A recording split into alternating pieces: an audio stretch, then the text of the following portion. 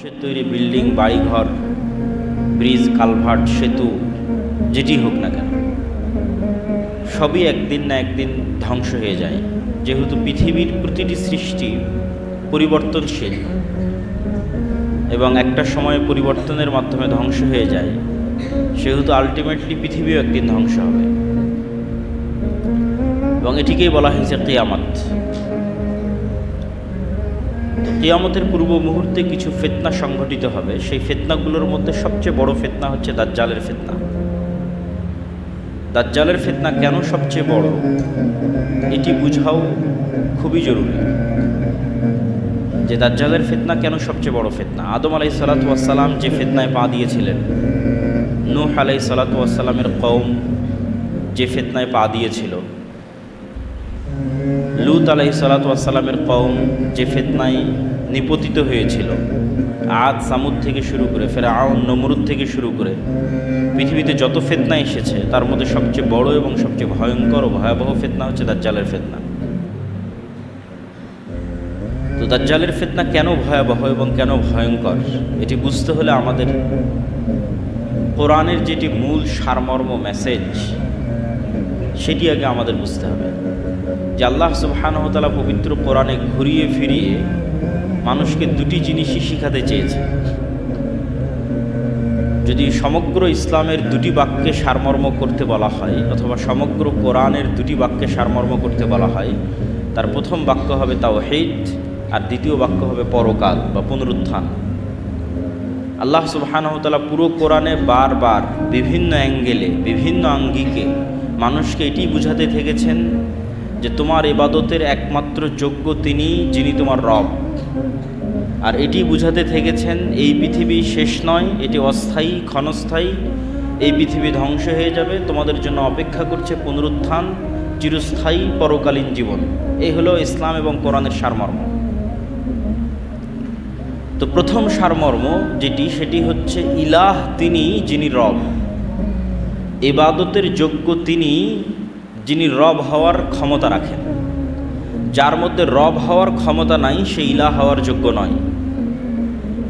তাকে ইবাদত করতে হবে, তাকে সিজদা দিতে হবে, তার কাছে কিছু চাইতে হবে, এই যোগ্যতা পাওয়ার, এই সম্মান পাওয়ার সে হক রাখে না, যে রব হওয়ার যোগ্যতা রাখে না। তাহলে রবকে, এটি আল্লাহ সুবহানাহু ওয়া তাআলা কোরআন মাজিদে বিভিন্ন আঙ্গিকে বিভিন্ন অ্যাঙ্গেলে তুলে ধরতে থেকেছেন যে আমি রব, এই যে আমি এই পারি, এই কারণে আমার ইবাদত করতে হবে। আর তোমরা যত বাতিল ভ্রান্ত ইলাহের ইবাদত করো, তারা এগুলো পারে না। যেমন কয়েকটা উদাহরণ হিসেবে যদি তুলে ধরি, আল্লাহ সুবহানাহু ওয়া তাআলা বিভিন্ন জায়গায় বলবে আসমান থেকে বৃষ্টি বর্ষণ করে কে, আসমান জমিন সৃষ্টি করেছে কে, পৃথিবীতে পাহাড় স্থাপন করেছে কে, পৃথিবীতে নদী নালা প্রবাহিত করেছে কে। তো এই যে নদী নালা প্রবাহিত করা, পাহাড় স্থাপন করা, বৃষ্টি বর্ষণ করা, আসমান জমিন সৃষ্টি করা, এগুলো রব হওয়ার আলামত, যোগ্যতা। যে এগুলো যে করতে পারে সে ইবাদতের যোগ্য। তো তোমরা বলো এগুলো কে করেছে? তোমরা যদি বলো এগুলো আল্লাহ করেছে, তাহলে ইবাদতের যোগ্য আমি। আর তোমাদের বাতিল ইলাহ যারা আছে তাদেরকে জিজ্ঞেস করো তারা এগুলো করতে পারে কিনা। এবং আল্লাহ সুবহানাহু ওয়া তাআলা প্রশ্ন করতে করতে, চ্যালেঞ্জ দিতে দিতে এত ছোট চ্যালেঞ্জও দিয়েছেন যে তোমরা আমাকে ছাড়া যত বাতিল ইলাহের ইবাদত করো, তাদেরকে বলো একটা মশা বা একটা মাছি বা একটা পিঁপড়া সৃষ্টি করতে পারে কিনা। ওয়াহুম ইউখলাকুন, সৃষ্টি করা তো বহুদূরের কথা, ওরা নিজেরাই সৃষ্টি। সেটা ঈসা আলাইহিস সালাম হোক, সেটা ঈসা আলাইহিস সালামের মা মারিয়াম আলাইহিস সালাম হোক, সেটা শাহজালাল শাহপরান হোক, সেটা মা কালী মা দুর্গা হোক, সেটা পৃথিবীতে আর যত কিছুর মানুষ ইবাদত করছে, যেটিই হোক না কেন, তাদের কারো একটি মশা, একটি মাছি, একটি পিঁপড়া সৃষ্টি করার সমপরিমাণ যোগ্যতা নাই, বরং তারাই সৃষ্টিজীব। তাহলে যার সৃষ্টি করার যোগ্যতা নাই সে রব নয়, যে রব নয় সে ইবাদত পাওয়ার যোগ্য নয়। এই মেসেজে, এই সংবাদে, এই যুক্তিতে কোরআন পরিপূর্ণ হয়ে আছে। আল্লাহ সুবহানাহু ওয়া তাআলা কোরআন মাজিদের আরও বহু জায়গায় বলেছেন যে তোমরা আমাকে ব্যতীত আর যাদের ইবাদত করো, তারা একটা খেজুরের বিচির উপরে যে পাতলা আবরণ আছে, এই পাতলা আবরণের সমপরিমাণ মালিক কিনা। যে পৃথিবীর আমি এতটুকুর মালিক যে একটা খেজুরের বিচির উপরের যে পাতলা আবরণ আছে সেটার মালিক। এমনকি আল্লাহ সুবহানাহু ওয়া তাআলা প্রশ্ন ছোট করতে করতে এত ছোট প্রশ্ন করেছেন যে ঠিক আছে, তারা যদি খেজুরের বিচির পাতলা আবরণের মালিকানা দাবি করতে না পারে, তাহলে তাদেরকে বলো যে তারা এটা বলুক যে তারা আসমান এবং জমিনের কোনো কিছুর মালিক নয়, এটা মানলাম, কিন্তু আসমান এবং জমিন সৃষ্টিতে আমাকে সহযোগিতা করেছে, আমার হেল্পার ছিল, এটা বলুক। আসমান এবং জমিনের চুল পরিমাণ সরিষা সম পরিমাণের একচ্ছত্র মালিকানা তো দাবি করতে পারছে না, বাদ দিলাম, তাদেরকে বলতে বলো, অথবা তোমরা বলো যে আমরা যাদের ইবাদত করি তারা আসমান এবং জমিনের একটা সরিষা সম পরিমাণের মালিক নয়, কিন্তু আল্লাহকে হেল্প করেছিল আসমান জমিন সৃষ্টিতে, আল্লাহর সাথে শরিক ছিল আসমান জমিন এবং মানুষ সৃষ্টিতে। তো এই যে এরকম যত যুক্তি তর্ক আল্লাহ সুবহানাহু ওয়া তাআলা কোরআন মাজিদে তুলে ধরেছেন, এগুলোর সবগুলোর সারমর্ম কথা হচ্ছে সে ইলাহ হতে পারবে না যার রব হওয়ার যোগ্যতা নাই। কুল হুয়াল্লাহু আহাদ আল্লাহুস সামাদ লাম ইয়ালিদ ওয়া লাম ইউলাদ, যাকে কেউ জন্ম দেয়নি এবং তিনিও কাউকে জন্ম দেননি, এটা রবের চিহ্ন। তো এই ক্যাটাগরিতে তো সবাই বাদ পড়ে যাবে। আল হাইয়্যু আল কাইয়্যুম, চিরঞ্জীব চিরস্থায়ী, মারা যায় না। কে আছে পৃথিবীতে যে মারা যায় না? সবই তো মরে গেছে। সেটা মারিয়াম আলাইহিস সালাতু ওয়াস সালাম হোক, আর মা কালী মা দুর্গা হোক, শাহজালাল শাহপরান হোক, সবাই তো মারা গেছে। তাহলে আল্লাহ সুবহানাহু ওয়া তাআলা রব হওয়ার যে ক্যাটাগরিগুলো দিয়েছেন, এই ক্যাটাগরিতে যে উত্তীর্ণ হতে পারবে না, সেই ইলাহ হওয়ার যোগ্যতা রাখে না। এত এই আলোচনা করার পিছনে কারণ কি? দাজ্জালের ফিতনা কেন ভয়াবহ? এই জন্য ভয়াবহ যে আল্লাহ সুবহানাহু ওয়া তাআলা এত যুক্তি তর্ক দেওয়ার পরেও এবং এক্সিস্টিং বর্তমান পৃথিবীতে যারা আল্লাহ ব্যতীত ইলাহের দাবিদার আছে, তারা কেউই রব হওয়ার প্রমাণ দিতে না পারার পরেও পৃথিবীর কয়জন মানুষ তাওহীদের অনুসরণ করে? পৃথিবীর কয়টা মানুষ শিরক মুক্ত? পৃথিবীর 600 কোটি মানুষের মধ্যে কয়জন মানুষ আল্লাহ সুবহানাহু ওয়া তাআলার এই তাওহীদের স্বীকৃতি দিচ্ছে? না খ্রিস্টানেরা, না হিন্দুরা। আর মুসলমানদের মধ্যেও নামধারী পথভ্রষ্ট বিভ্রান্ত আছে, যারাও এই তাওহীদের পরিপূর্ণ বাস্তবায়ন করতেছে না। তাহলে রব হওয়ার যোগ্যতা প্রমাণ না দিতে পারার পরেও পৃথিবীর মানুষ বাতিল ইলাহের ইবাদত করতেছে, অথচ তারা রব হওয়ার প্রমাণ দিতে পারেনি। তাহলে সেই দিন কি হবে মানুষের, যেই দিন এমন বাতিল ইলাহের দাবিদার আসবে যে রব হওয়ারও প্রমাণ দিবে? সে তো দাজ্জাল। দাজ্জালের ফিতনা কেন ভয়াবহ?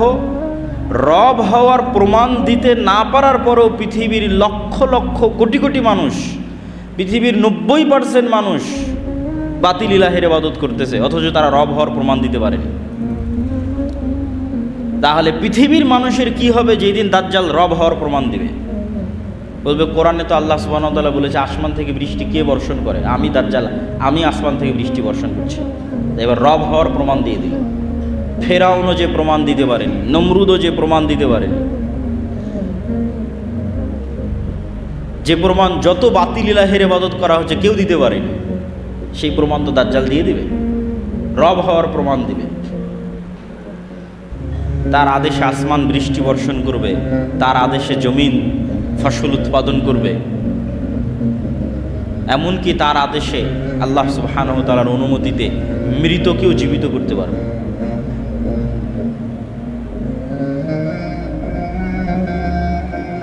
এই জন্য দাজ্জালের ফিতনা ভয়াবহ।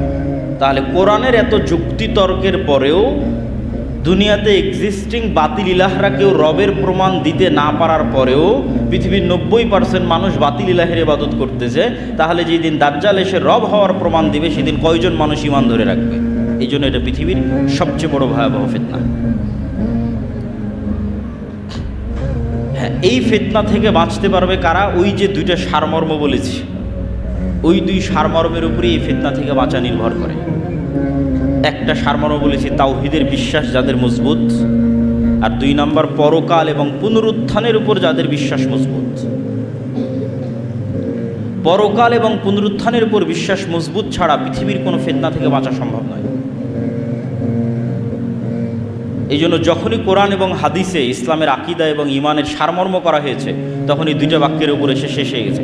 মা ইউমিন বিল্লাহ ওয়াল ইয়াউমিল আখির, দুইটা বাক্য, যে আল্লাহর উপর ঈমান রাখে, পরকালের উপর ঈমান রাখে। এই দুইটা বাক্যের উপরই মানুষের ফিতনা থেকে মুক্তি নির্ভর করে। যার তাওহীদে বিশ্বাস মজবুত, যার পরকালে বিশ্বাস মজবুত। যদিও পরকাল অতি বাস্তব এবং পরকাল এত কঠিন নয়, পুনরুত্থান এত কঠিন নয় আমরা যত কঠিন মনে করি। আমি শুধু পুনরুত্থানের উপর একটা ছোট্ট কথা বলে বক্তব্য সামনের দিকে এগিয়ে যাব, যে পুনরুত্থান কেন সহজ। আমাদের সামনে এবং চারিদিকে যত গাছ আমরা দেখতে পাই, এই উদাহরণ আল্লাহই কোরআনে দিয়েছে, আমি জাস্ট সহজ ভাষায় বুঝাচ্ছি। যত গাছ আমরা দেখতে পাই, এই গাছ মানুষের চেয়ে জীবন্ত নয়।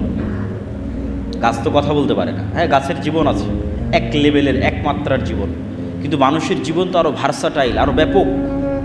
মানুষ বেশি জীবন্ত গাছের তুলনায়। তো গাছের যে বীজ, গাছে ফল ধরার পর যে বীজ বা বিচি, এটা মৃত। খেজুরের বীজ মৃত, যে কোনো বীজ মৃত। তাহলে যেই জিনিসটা মানুষের মতো জীবন্ত নয়, তার থেকে যে মৃত জিনিসটা বের হচ্ছে, ওই মৃত জিনিসটাও যদি মাটিতে পুঁতে দেওয়া হয় এবং সেখানে বৃষ্টি বর্ষণ হয়, তাহলে ওই মৃত থেকে আবার গাছ বের হচ্ছে। তো মানুষের মতো জীবন্ত মানুষের মেরুদণ্ড যখন মাটিতে পুঁতা থাকবে, কোনটা বেশি আশ্চর্যের? বৃষ্টি হওয়ার পর মানুষের মেরুদণ্ড থেকে মানুষ মাটি থেকে বের হয়ে আসবে, এটা বেশি আশ্চর্যের? না গাছের বীজ দানা থেকে আবার আর একটা গাছ বের হচ্ছে, কোনটা বেশি আশ্চর্যের? আমার কাছে গাছের বীজ থেকে আবার আর একটা দানা বের হচ্ছে, এটা বেশি আশ্চর্যের। মানুষ তো অনেক জীবন্ত, গাছ তো এত জীবন্ত নয়, গাছের বীজ তো এত জীবন্ত নয়, মানুষ অনেক জীবন্ত। তাহলে মানুষের মেরুদণ্ড থেকে আবার মানুষ মাটি থেকে বের হয়ে আসবে, এটা কম আশ্চর্যের। এবং এটা আরও কেন কম আশ্চর্যের? মানুষ তার পুরো শরীরে যা কিছু গ্রহণ করে বেঁচে আছে, তার প্রত্যেকটাই তাকে মাটি থেকে গ্রহণ করতে হয়। আমাদের শরীরের মধ্যে ম্যাগনেসিয়াম হোক, ক্যালসিয়াম হোক, ভিটামিন হোক, প্রোটিন হোক, ক্যালোরি হোক, যা দিয়ে আমাদের শরীরে কোষ তৈরি হচ্ছে প্রতিনিয়ত, এবং আমরা জীবন্ত আছি, এই প্রত্যেকটা জিনিস আমাদেরকে মাটি থেকে নিতে হয়। যেমন আমরা কলা খাচ্ছি, এই কলাতে ম্যাগনেসিয়াম এবং ক্যালসিয়াম আমার শরীরের মধ্যে ঢুকতেছে, তো ওই কলা ম্যাগনেসিয়াম ক্যালসিয়াম কোথায় থেকে নিয়েছে? মাটি থেকে নিয়েছে। তাহলে আমার শরীরের মধ্যে যা ভিটামিন, প্রোটিন, ম্যাগনেসিয়াম, ক্যালসিয়াম আছে, তার সব কিছু মাটির মধ্যে আছে। তাহলে আল্লাহ সুবহানাহু ওয়া তাআলা এখন আমার শরীরের মধ্যে যদি কোষ তৈরি করতে পারেন, কালকে এই সেম জিনিস থাকার কারণে কেন মাটির মধ্যে কোষ তৈরি হবে না? কেন হবে না? যেহেতু আমি সবই মাটি থেকে নিচ্ছি, তো সবই মাটি থেকে নেওয়ার পর আমার শরীরের মধ্যে কোষ তৈরি হচ্ছে। এবার আমি যখন মাটিতে চলে যাব, সেখানে ওই সেম জিনিস থাকার পরে ওখানে কেন কোষ তৈরি হবে না? তো 1 সেকেন্ডের ব্যাপার, 1 মিনিটের ব্যাপার আল্লাহ সুবহানাহু ওয়া তাআলার জন্য। এই জন্য পুনরুত্থান অতি সহজ এবং অতি বাস্তব। তো যাদের ঈমান পুনরুত্থানের উপর মজবুত থাকবে এবং যাদের ঈমান আল্লাহর তাওহীদের উপর মজবুত থাকবে, তারা পৃথিবীর যে কোনো ফিতনা থেকে মুক্ত থাকতে পারবে, দাজ্জালের ফিতনা থেকেও মুক্ত থাকতে পারবে। তো কিয়ামতের পূর্ব মুহূর্তে যে সংঘটিত ফিতনা সমূহ, এগুলোর যদি সারমর্ম বলি, সারমর্ম বলতে গেলে বলা যায় রাসূলুল্লাহ সাল্লাল্লাহু আলাইহি ওয়াসাল্লামের একটা হাদিস, যে উ'দুদ সিত্তাম বাইনি ওয়া বাইনা ইয়াদাই সাআহ, তোমরা আমার মধ্যে এবং কিয়ামতের মধ্যে 6টা জিনিসকে গণনা করে রাখো। 1 নম্বর হচ্ছে মাউতি, আমার মৃত্যু। রাসূল সাল্লাল্লাহু আলাইহি ওয়াসাল্লামের প্রেরিত হওয়াই পৃথিবীর সবচেয়ে বড় কিয়ামতের আলামত। কেন আগে যত নবী চলে গেছে, সব নবীর পর মানুষ আর এক নবীর অপেক্ষা করেছে। মুহাম্মদ সাল্লাল্লাহু আলাইহি ওয়াসাল্লাম যেহেতু শেষ নবী, সেহেতু আর দ্বিতীয় কোনো নবীর অপেক্ষা নেই, এখন অপেক্ষা শুধু কিয়ামতের। অতএব কিয়ামতের সবচেয়ে বড় আলামত অতিক্রম হওয়া 1400 বছর পার হয়ে গেছে। সেটা হচ্ছে মুহাম্মদ সাল্লাল্লাহু আলাইহি ওয়াসাল্লামের পৃথিবীতে প্রেরিত হওয়া এবং তার মৃত্যু। তারপর রাসূল সাল্লাল্লাহু আলাইহি ওয়াসাল্লাম বললেন মসজিদে আকসার বিজয়। তারপর বললেন ভয়ঙ্কর মহামারী, যে মহামারীতে পৃথিবীর মানুষ মৃত্যুবরণ করে প্রায় শেষ হয়ে যাওয়ার মতো হয়ে যাবে, নাই বরাবর হয়ে যাবে।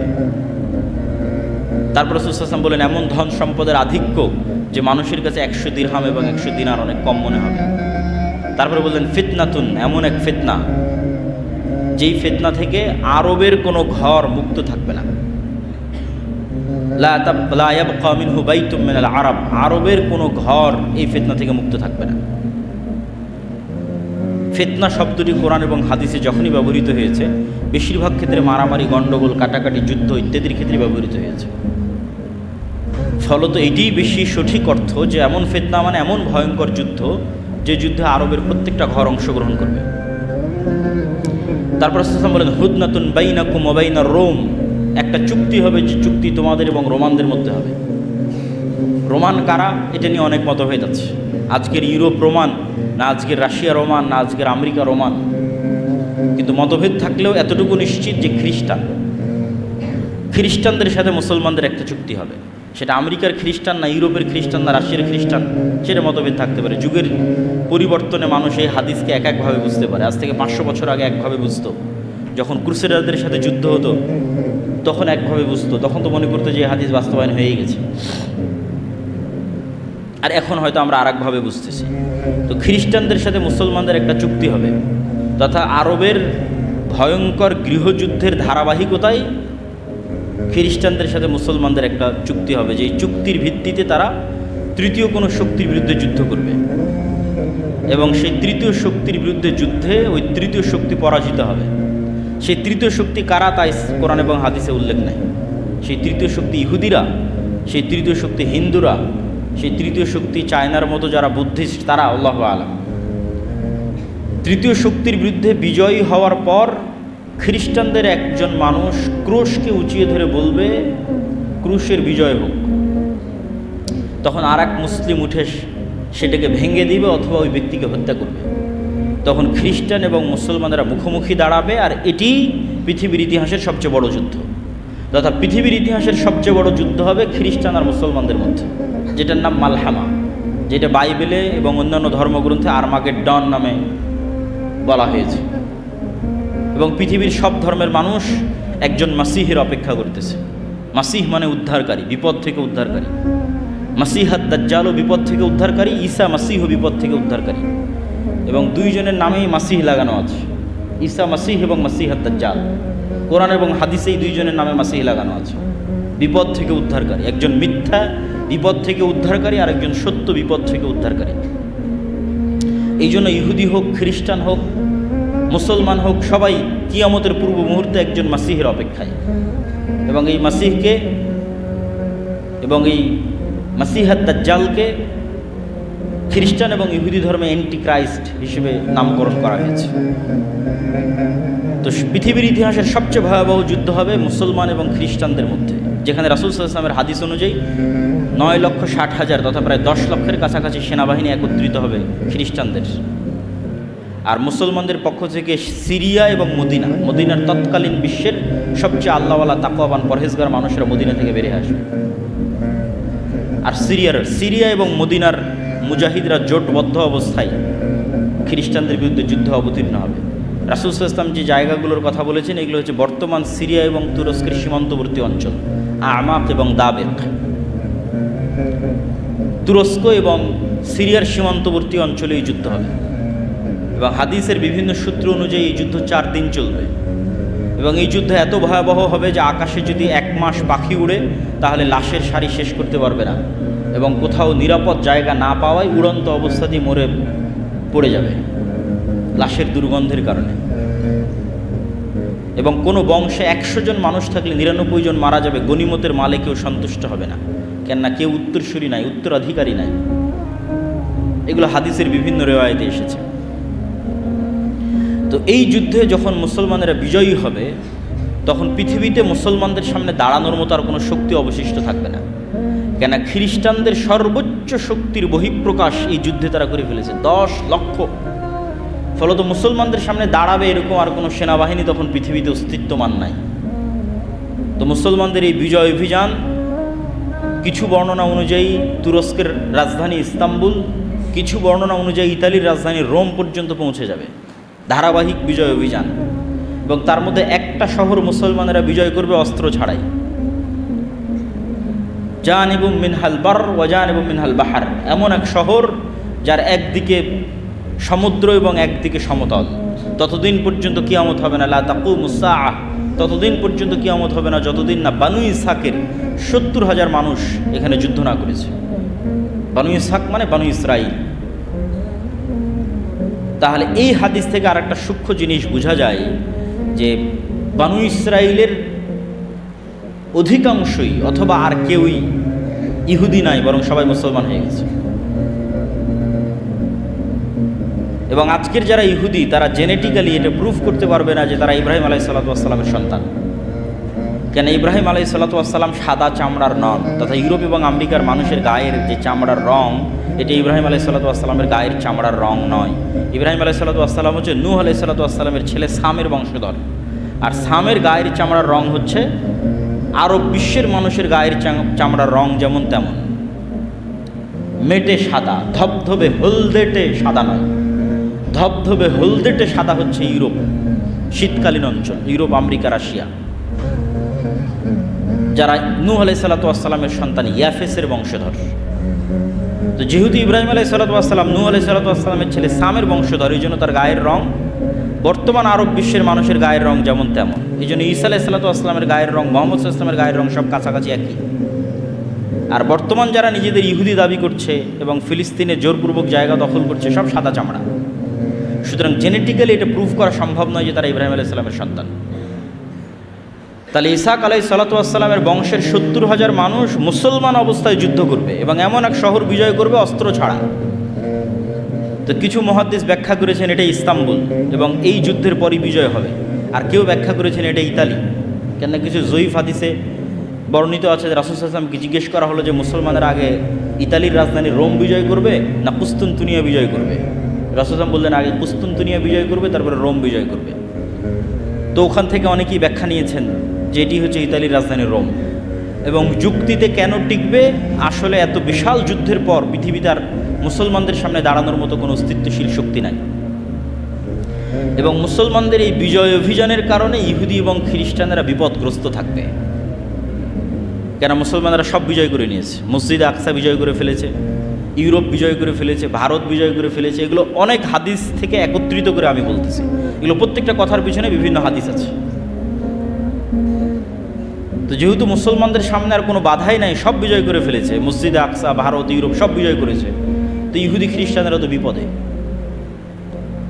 তো এই জন্য এবার তাদেরকে উদ্ধার করার জন্য, বিশেষ করে ইহুদিদেরকে উদ্ধার করার জন্য দাজ্জালের আগমন হবে।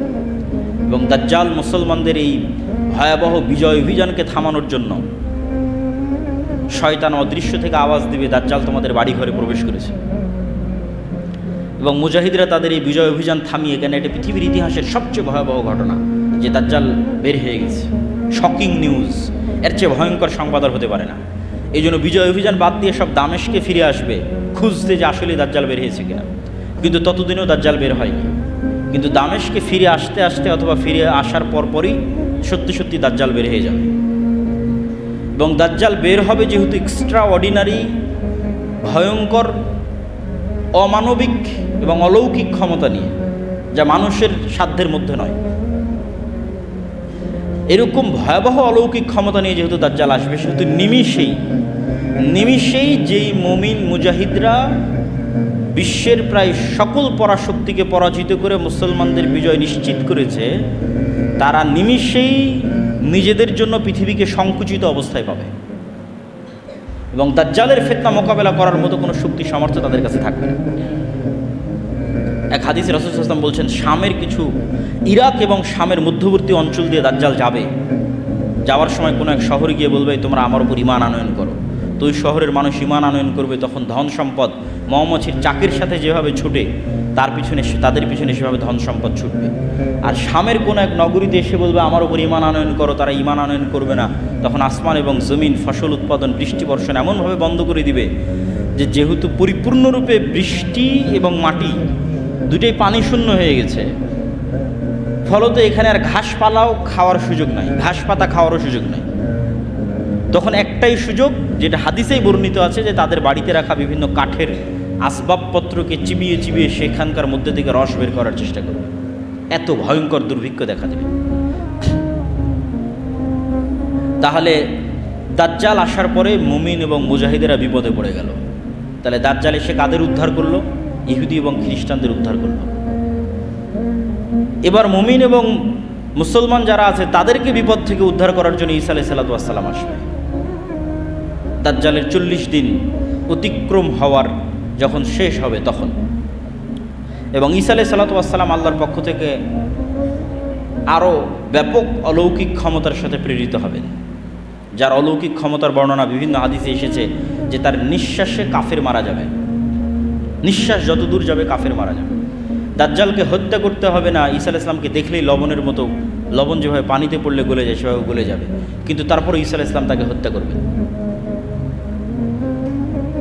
তো ঈসা আলাইহিস সালামের আগমন এবং দাজ্জালের পৃথিবীতে আগমন, এই দুইটাকে অনেক নাস্তিক, অনেক হাদিস অস্বীকারী বিভিন্ন যুক্তিতে অস্বীকার করতে চায়। তামিমা তারির হাদিসে দাজ্জালের বিশাল দেহের কথা বলা আছে, দাজ্জালকে দ্বীপের মধ্যে দেখতে পাওয়ার কথা বলা আছে। তো এখন তো বিজ্ঞানের যুগ, সারা পৃথিবী মানুষের নিয়ন্ত্রণে, কোথায় দাজ্জাল? আর দাজ্জালের এত বিশাল দেহ কিভাবে হয়, আর কেমনি বা ঈসা আলাইহিস সালাম আসমান থেকে নেমে আসবে? তো এটা বিশ্বাস করা অত কঠিন কিছু নয় যদি মানুষের আগের অতীতের নলেজ থাকে। অতীতের নলেজ কি? আদম আলাইহিস সালামই তো নিজে স্বয়ং আসমান থেকে নেমে এসেছে, তাহলে আসমান থেকে নেমে আসা তো নতুন ঘটনা নয়। তো পুরাতন সালাম নিজে আসমান সফর করে এসেছে, তাহলে বিশ্বাস অনুযায়ী আসমানে যাওয়া এবং আসমান থেকে আসা পৃথিবীতে কোনো নতুন ঘটনা নয়, পুরাতন ঘটনা। যদি নতুন ঘটনা হতো তাহলে বিশ্বাস করতে কষ্ট হওয়া স্বাভাবিক, পুরাতন ঘটনা বিশ্বাস করতে কেন কষ্ট হবে? আদম আলাইহিস সালামকে নিজে যেখানে হাদিসে বলা হচ্ছে তিনি 60 হাত, প্রায় 30-35 মিটার, প্রায় 10 তলা বিল্ডিংয়ের সমান উঁচু। তা আদম আলাইহিস সালাম নিজেই যদি 10 তলা বিল্ডিংয়ের সমান উঁচু হয়, তাহলে তার কোনো সন্তান বৃহৎ দেহের হওয়া এটা তো অস্বাভাবিক কিছু নয়, অসম্ভব কিছু নয়, ইললজিক্যাল কিছু নয়, অবাস্তব কিছু নয়। তাহলে অতীত সম্পর্কে নলেজ থাকলে এই জিনিসগুলোর উপর প্রশ্ন উত্থাপন করা অযৌক্তিক। এবং দাজ্জালকে যখন হত্যা করা হবে তখন আল্লাহ সুবহানাহু ওয়া তাআলা ঈসা আলাইহিস সালামকে বলবে, যেই ফিতনা ওই মুমিন মুজাহিদরা অতিক্রম করতে পারেনি যারা বিশ্ব বিজয় করেছে, সেই ফিতনা বিজয় করলো ঈসা আলাইহিস সালাম। এবার ঈসা আলাইহিস সালামকে বলা হচ্ছে এবার এমন ফিতনা বের হবে যা তুমিও পারবা না, তারা হচ্ছে ইয়াজুজ এবং মাজুজ। তুমি এখন মুমিন মুজাহিদদের নিয়ে তুর পাহাড়ে আশ্রয় নাও, তোমার পক্ষে সম্ভব নয় ফিতনা মোকাবেলা করা। তো ইয়াজুজ মাজুজও আদমের সন্তান, দাজ্জালও আদমের সন্তান, ঈসা আলাইহিস সালামও আদমের সন্তান। দাজ্জালও কোনো দেশের নাম দাজ্জাল নয়, কোনো এআই চ্যাট জিপিটি কোনো টেকনোলজির নাম দাজ্জাল নয়। দাজ্জাল মানুষ, আদমের সন্তান, এবং ইয়াজুজ মাজুজও মানুষ, আদমের সন্তান। ইয়াজুজ মাজুজের সংখ্যাধিক্যের পরিমাণ বুঝতে হলে রাসূল সাল্লাল্লাহু আলাইহি ওয়াসাল্লামের একটা সহিহ হাদিস মাথায় রাখতে হবে। আল্লাহর নবী বললেন আদম সন্তানের প্রত্যেক 1000-এ 999 জন জাহান্নামী। তো সাহাবীরা দুশ্চিন্তায় পড়ে গেলেন যে 1000-এ যদি 999 জন জাহান্নামী হয় তাহলে তো আমরাও মানে আমাদের জান্নাতে যাওয়ার সম্ভাবনা কোথায়? তাহলে রিস্ক তো ভয়ঙ্কর, ভয়াবহ রিস্ক। 999, 1000-এ 999 জন, একজন মাত্র জান্নাতে। তো রাসূল সাল্লাল্লাহু আলাইহি ওয়াসাল্লাম বলেন দুশ্চিন্তার কিছু নয়, এই 999 জনের অধিকাংশই ইয়াজুজ মাজুজ। তাহলে 999 জনের কতজন ইয়াজুজ মাজুজ তা রাসূল সাল্লাল্লাহু আলাইহি ওয়াসাল্লাম বলেননি। যদি 900 জন ইয়াজুজ মাজুজ হয় 999-এর, তাহলেও আদম থেকে নিয়ে কিয়ামত পর্যন্ত যা মানুষ আসবে তার অন্তত 900 গুণ হতে হবে ইয়াজুজ মাজুজ। এখনকার পৃথিবীর 600 কোটি মানুষের 900 গুণ, এ কথা বলিনি। আদম থেকে নিয়ে কিয়ামত পর্যন্ত যা মানুষ তার অন্তত 900 গুণ না হলে কেমনে 1000-এ 999-এর 900টা ইয়াজুজ মাজুজ হবে জাহান্নামে? তাহলে ইয়াজুজ মাজুজের সংখ্যা কত? তাহলে এত বিশাল ইয়াজুজ মাজুজ কোথায় আছে, আর দাজ্জাল কোথায় আছে? এই বিশ্বাস মজবুত করার জন্য কয়েকটা জিনিস মাথায় রাখতে হবে। এক, আল্লাহ সুবহানাহু ওয়া তাআলা মানুষকে অনেক সীমাবদ্ধ শক্তি দিয়ে সৃষ্টি করেছে, এবং এটা আজকের বিজ্ঞানও স্বীকার করে। ডার্ক এনার্জি এবং ডার্ক ম্যাটার যে কেউ সার্চ দিলে দেখতে পাবে যে পৃথিবীর 2%ও মানুষ দেখতে পায় না, অনেক কম, 2 থেকে 5% মানুষ দেখতে পায়, বাকি 95%ই অদৃশ্য। আসমান এবং জমিনের মধ্যে যা কিছু আছে যা বিজ্ঞান দাবি করতেছে, তো তারা নাম দিয়েছে ডার্ক ম্যাটার, ডার্ক এনার্জি। এবং বিজ্ঞান বলতেছে ডাইমেনশন, যে এক ডাইমেনশনের জিনিস আর এক ডাইমেনশনে থাকা জিনিসকে দেখতে পাবে না। এটা যদি আমরা আমাদের লাইফ দিয়ে বুঝতে চাই, তাহলে একটা পিঁপড়া আমাকে কিভাবে দেখে আর আমি একটা পিঁপড়াকে কিভাবে দেখি, একটা কুকুর আমাকে কিভাবে দেখে আমি একটা কুকুরকে কিভাবে দেখি, তোমরা আমাকে এখন যেভাবে দেখতেছো, আপনারা আমাকে এখন যেভাবে দেখতেছেন, একটা কুকুর তো এভাবে দেখে না। সে এতগুলো রং সবগুলো রং সে দেখতে পায় না, মাত্র 2টা রং দেখতে পায়। এবং সে চেহারা ফেসে মানুষকে চিনতে পারে না, গন্ধে চিনতে পারে। একটা সাপ আমাদেরকে কিভাবে দেখে, আর আমরা একটা সাপকে কিভাবে দেখি, দেখার অ্যাঙ্গেল ভিন্ন। আমি একটা সাপকে পরিপূর্ণ দেখতে পাচ্ছি, একটা পিঁপড়াকে পরিপূর্ণ দেখতে পাচ্ছি, পিঁপড়া তো আমাকে আসলে পরিপূর্ণভাবে দেখতে পায় না। এবং একটা পাখিকে যদি মসজিদের মধ্যে ছেড়ে দেওয়া যায়, সেই জানালা খুঁজে বের করতে পারবে না কোন দিক দিয়ে জানালা, আমরা দেখতে পাচ্ছি জানালা। তাহলে ওর দেখার দৃষ্টি সীমা একরকম, আমার দেখার দৃষ্টি আর এক রকম। ঠিক একই অবস্থা আমাদের যেটা আপার ডাইমেনশনে যে সমস্ত ফেরেশতা এবং জিনেরা আছে, ওরা আমাদেরকে স্পষ্ট দেখতে পাচ্ছে। এই মসজিদে যেহেতু ফেরেশতা আছে, কিন্তু আমরা দেখতে পাচ্ছি না। তো জিন এবং ফেরেশতাকে আল্লাহ সুবহানাহু ওয়া তাআলা যেভাবে অদৃশ্য রেখেছেন, সেভাবে অদৃশ্য রাখতে পারেন। এটা যেমন যৌক্তিক। বর্তমান পৃথিবীর সবই যে মানুষ জেনে নিয়েছে, এটাও ভুল কথা। মাটির নিচে কি আছে সেটাই মানুষ ভালোভাবে জানে না, যদিও চাঁদ পর্যন্ত পৌঁছে গেছে মানুষ, কিন্তু মাটির নিচে মানুষের সফরের সীমাবদ্ধতা হচ্ছে 12 কিলোমিটার, অথচ উপরে মানুষ অনেক দূর চলে গেছে। সমুদ্র এবং মাটির নিচে এই দুইটা সবচেয়ে রহস্যপূর্ণ, আকাশের চাইতেও বেশি রহস্যপূর্ণ। এবং তারপরেও আরেকটি বিষয় থাকে, সেটি হচ্ছে আল্লাহ সুবহানাহু ওয়া তাআলা বলেছেন তিনি তার আসমান সৃষ্টিতে যা সময় লেগেছে, জমিন সৃষ্টিতে তাই সময় লেগেছে। এবং 7 আসমান এবং 7 জমিন সৃষ্টি করেছে, তথা 7 আসমান যা বিশাল, 7 জমিন তাই বিশাল। ওয়া ইয়াতানাজ্জালুল আমরু বাইনাহুন্না, আর আল্লাহর ওহী, আল্লাহর আদেশ 7টাতেই অবতীর্ণ হয়। 7 আসমান এবং 7 জমিনই অবতীর্ণ হয়। তো আল্লাহ সুবহানাহু ওয়া তাআলা অন্য জমিনেও রেখে থাকতে পারেন দাজ্জালকে, ইয়াজুজ মাজুজকে। এবং সূরা কাহফে যত ব্যতিক্রম ঘটনাগুলো আছে, এই ব্যতিক্রম ঘটনাগুলো অনেক বেশি ব্যতিক্রম, যেগুলো কিয়ামতের পূর্ব মুহূর্তে সংঘটিত বিষয়ের প্রতি ঈমানকে মজবুত করতে সহযোগিতা করে এবং দাজ্জালের ফিতনা থেকে বাঁচার ক্ষেত্রে মানুষের রাস্তা তৈরি করে দিতে পারে। সূরা কাহফে 4টা ঘটনা আছে। আসহাবে কাহফের ঘটনা, তা আসহাবে কাহফের ঘটনা থেকে শিক্ষা কি? মানুষ আসহাবে কাহফ ঈমান বাঁচাতে যেমন পৃথিবী থেকে ডিসকানেক্ট হয়ে গেছে, মানুষ যদি ঈমান ধরে রাখতে চায় দাজ্জালের সময় অথবা তার পূর্ববর্তী ভয়াবহ ফিতনার সময়, তাহলে ওইভাবে পৃথিবী থেকে ডিসকানেক্ট হয়ে যেতে হবে আসহাবে কাহফের মতো। আর পরকালের প্রতি ঈমান লাগবে আসহাবে উখদুদের মতো, যারা জ্বলন্ত আগুনের মধ্যে ঢুকে গেছে। কেন? ওইটা তাদের কাছে জ্বলন্ত আগুন নয়, ওইটার মধ্যে তো ওরা জান্নাত দেখতে পাচ্ছে, এটা তাদের ওসিলা জান্নাতে যাওয়ার। আপনার কাছে এটা আমি আগুনে পুড়ে মারা যাব, আর আরেকজনের কাছে আমি এইটাতে আগুনে ঢুকে জান্নাতে যাব। চিন্তার পার্থক্য। আপনার কাছে আরে এত ভয়াবহ আগুন, এই আগুনের মধ্যে ঢুকলে তো আমার অনেক কষ্ট, আর আরেকজন আর এই আগুনে ঢুকলে তো আমি জান্নাতে চলে যাব। তাহলে একজনের কাছে মৃত্যু জান্নাতে যাওয়ার ওসিলা, আর আরেকজনের কাছে মৃত্যু ভয়ের কারণ। এটাই তো বিশ্বাসের পার্থক্য। যার কাছে মৃত্যু জান্নাতে যাওয়ার ওসিলা, তথা যার পরকালের প্রতি বিশ্বাস মজবুত, তার কাছে মৃত্যু তো জান্নাতে যাওয়ার ওসিলা। তো এখন সামনে আগুন থাকুক আর যাই থাকুক, সেটা তো বিষয় না। তাহলে পরকালের উপর ঈমান যত মজবুত, ও আসহাবে উখদুদের মতো ব্যবহার করতে পারবে দাজ্জালের ফিতনার সময়।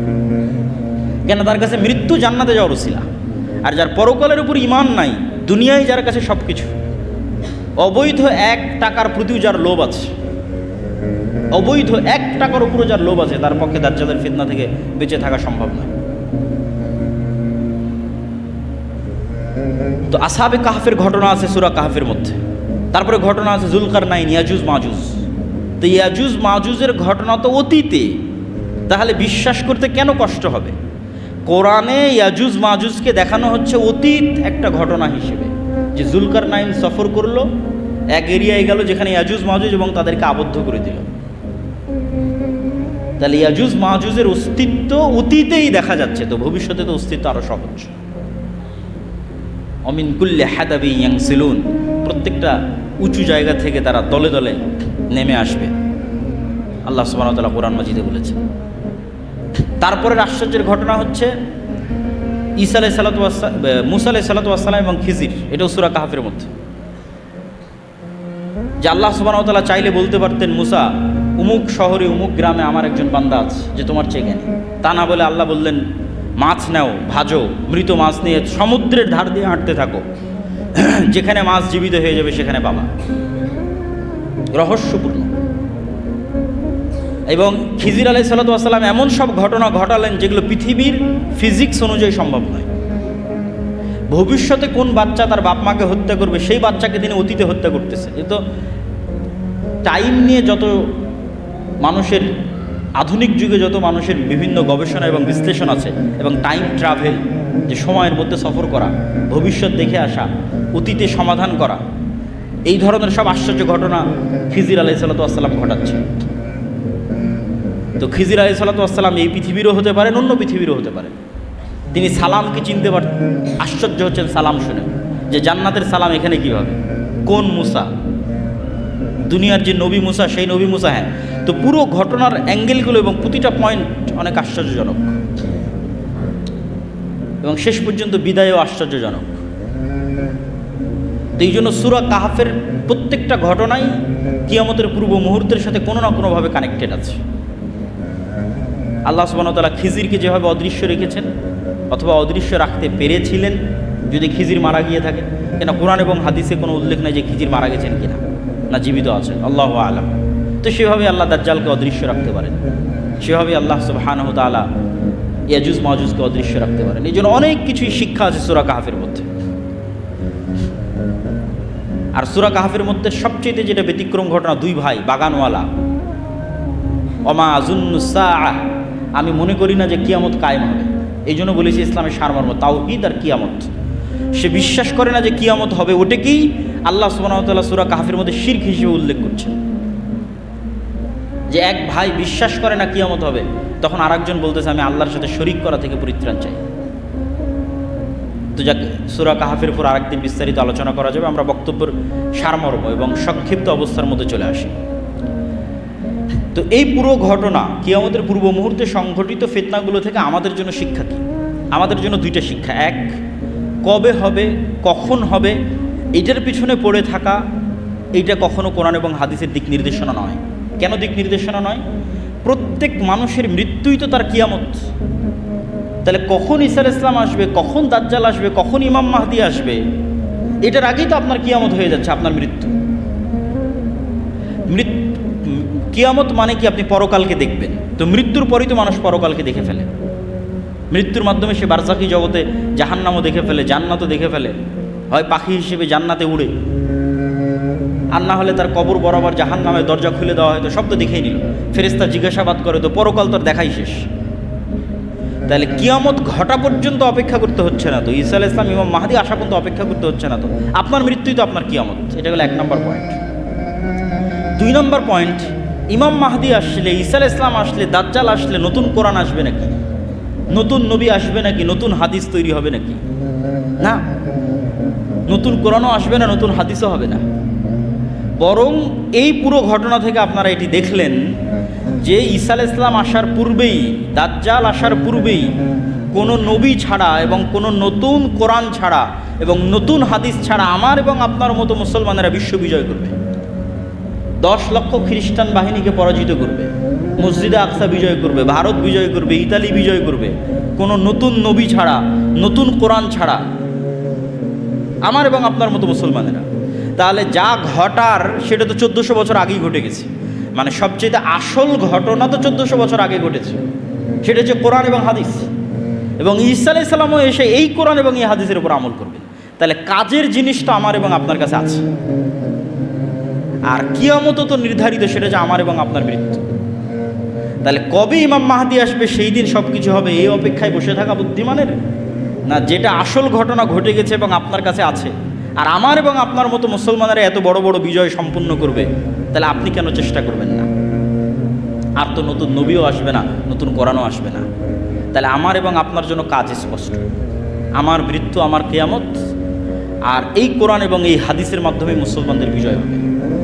এই কোরআন এবং এই হাদিস ফলো করেই কিয়ামতের পূর্ব মুহূর্তে মুসলমানেরা বিজয় করবে, ইমাম মাহদি বিজয় করবে, ঈসা আলাইহিস সালাম বিজয় করবে। সেই কোরআন এবং হাদিস আমাদের কাছে আছে। তাহলে এই কোরআন হাদিসকে সামনে রেখে নিজেদের জীবন গড়া এবং নিজের মৃত্যুর জন্য প্রস্তুতি নেওয়া এবং আল্লাহর দ্বীনকে বিজয় করার চেষ্টা করা, এটি হলো সবচেয়ে বড় অন্যতম মেসেজ আজকের এই বক্তব্য থেকে, শিক্ষা।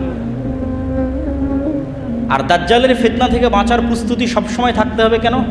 কিয়ামতও যেমন হঠাৎ হবে, দাজ্জালও তেমন হঠাৎ বের হবে, বাগদাতান, হঠাৎ।